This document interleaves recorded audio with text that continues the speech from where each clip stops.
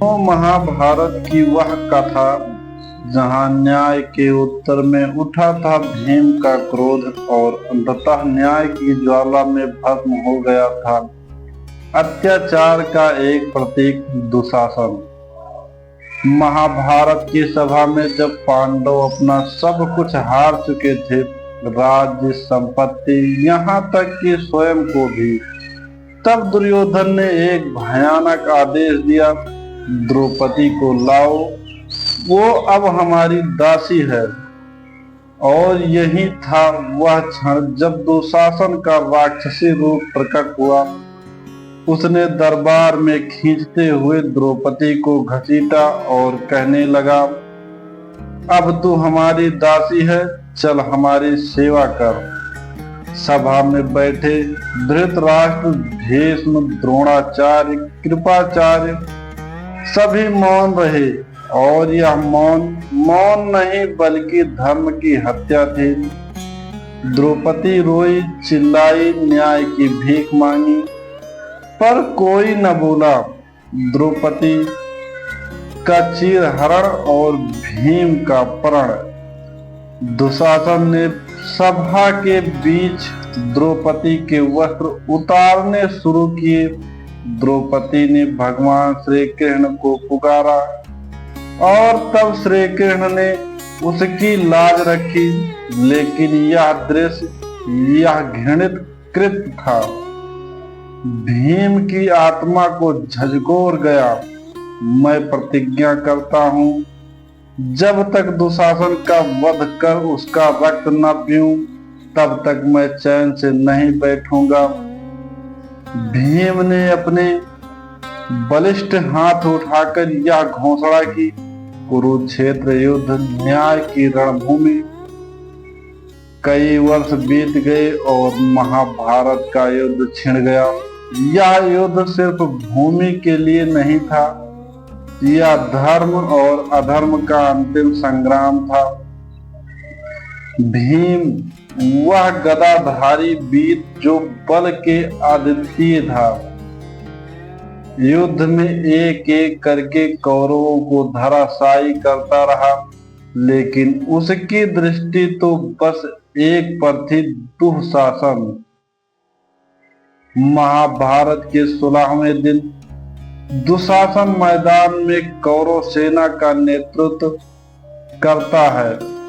उसकी गर्जना सुनाई देती है, भीम, तूने जो प्रतिज्ञा ली थी, आज आकर देख, मैं तुझे कुचल दूंगा। भीम मुस्कुराते हैं, उनकी आंखों में वर्षों का रोष जल रहा होता है। और फिर प्रारंभ होता है वो युद्ध जो सिर्फ दो योद्धाओं का नहीं, बल्कि स्त्री के सम्मान और अपमान के बीच का युद्ध था। दुशासन अपनी गदा घुमाता है, पर भीम के सामने वह तिनके जैसा है।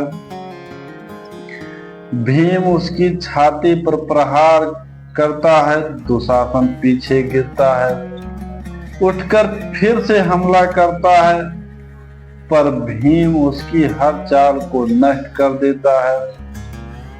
अंततः भीम गरजते हुए कहते हैं, यही वो हाथ है जिससे तूने मेरी पत्नी को अपमानित किया था।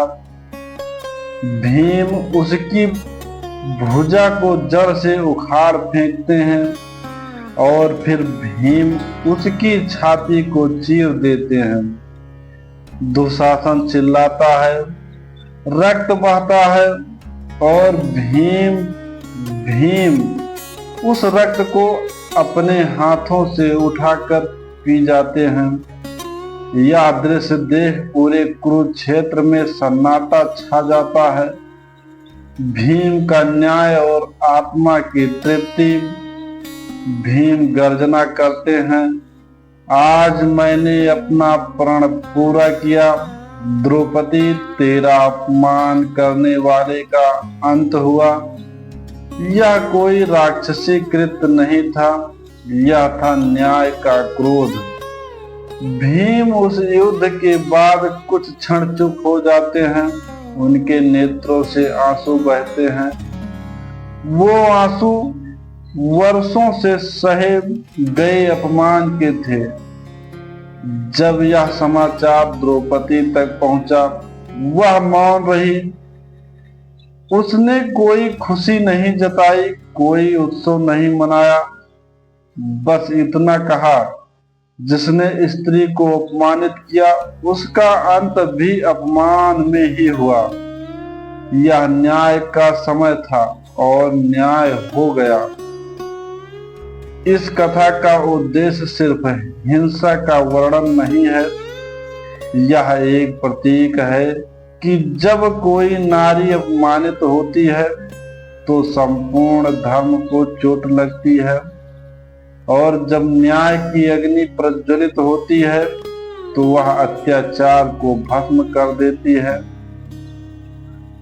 भीम को अक्सर बलशाली और गुस्सैल कहा जाता है, पर यह कहानी बताती है कि उनका हर क्रोध एक उद्देश्य के लिए था और उनका हर प्रहार धर्म की रक्षा के लिए था। दुशासन एक नाम जो सदा रहेगा कलंक। दुशासन का नाम महाभारत में सिर्फ एक योद्धा का नहीं, बल्कि अत्याचार का प्रतीक बन गया। हर युग में, हर धर्म में जब जब स्त्रियों के सम्मान को ललकारा गया, तो कहीं न कहीं भीम जैसा कोई उठा जो न्याय करता है। यह सिर्फ एक कथा नहीं, यह एक चेतावनी है। जब एक स्त्री अपमानित होती है तो इतिहास में भीषण युद्ध लिखा जाता है, और जब न्याय के लिए भीम उठते हैं तो दुशासनों की छाती चीरी जाती है। यदि आपको यह कथा प्रेरणादायक लगी हो तो इसे अपने मित्रों तक जरूर पहुंचाएं। शिक्षा और कहानियां चैनल पर हम आपको ऐसी ही गहराई से भरी कहानियां और ऐतिहासिक कथाएं सुनाते हैं, जो सिर्फ सुनने में के लिए नहीं, जीने और समझने के लिए होती है। वीडियो को लाइक करें, कमेंट में बताएं भीम का कौन सा गुण आपको सबसे प्रेरक लगता है। चैनल शिक्षा और कहानियां को सब्सक्राइब करें और बेल आइकन दबाएं ताकि अगली ऐतिहासिक कहानी आप सबसे पहले सुनें। धन्यवाद।